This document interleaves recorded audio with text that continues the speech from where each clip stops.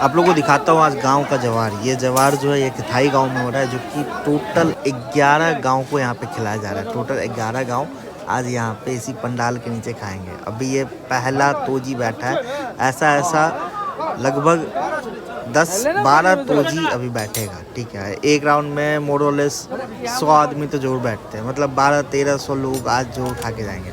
अब ये जो मैंने एक वीडियो डाला था दादाजी का अंतिम संस्कार का, ठीक है, तो ये दीपक भैया क्या हो रहा है, और तकरीबन 1200-1300 लोग इस जवार में आज खाने वाले हैं। तो ये है गांव का जवार।